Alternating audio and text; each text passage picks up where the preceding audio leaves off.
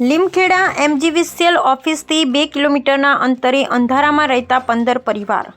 લીમખેડા તાલુકાના નાની હાથીધરાના 15થી પણ વધારે પરિવારો છેલ્લા 25 વર્ષથી પણ વધારે સમયથી અંધારામાં રહે છે।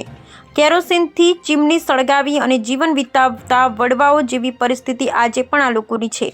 ચીમની પછી ફાનસ આવી, પછી બલ્બ આવ્યો, ત્યારબાદ એલઈડી લાઇટ અને આજે સોલારથી પણ લાઇટ આવી ગયું, પરંતુ આ 15 પરિવારના લોકો આજે પણ અંધારામાં રહે છે।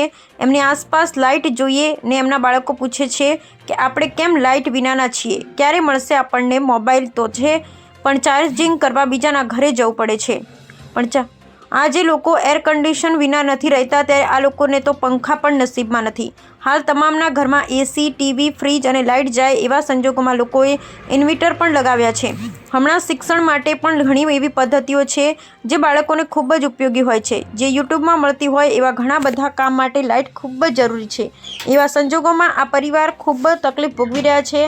આ તમામ પરિવારના સભ્યોએ 2018માં રજૂઆત પણ કરી છે, છતાં પણ આ લોકોને લાઇટ જેવી સામાન્ય સુવિધાથી કેમ વંચિત રાખવામાં આવ્યા હશે? તેમના નાના બાળકોને રાત્રે ભણાવવામાં તેમજ ઘરની બહાર જવામાં રાત્રે ખૂબ ડરનો સામનો કરવો પડે છે, તેમજ આજકાલ જંગલી પ્રાણીઓનો પણ ભય સતાવે છે। આ પરિવારના બાળકોને લાઇટ ન મળવાથી શિક્ષણના કામમાં પણ તકલીફ પડી રહી છે।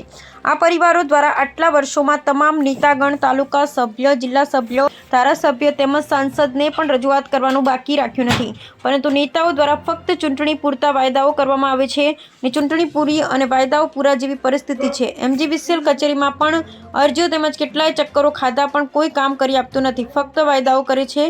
લીમખેડા ટ્રાન્સફરમાંથી લીમખેડા તેમજ સિંગવડ એમ બંને તાલુકાના આશરે 100થી પણ વધારે ગામડામાં કેટલાક કિલોમીટર સુધી લાઇનો લાંબી કરી લાઇટ પહોંચાડવામાં આવી છે।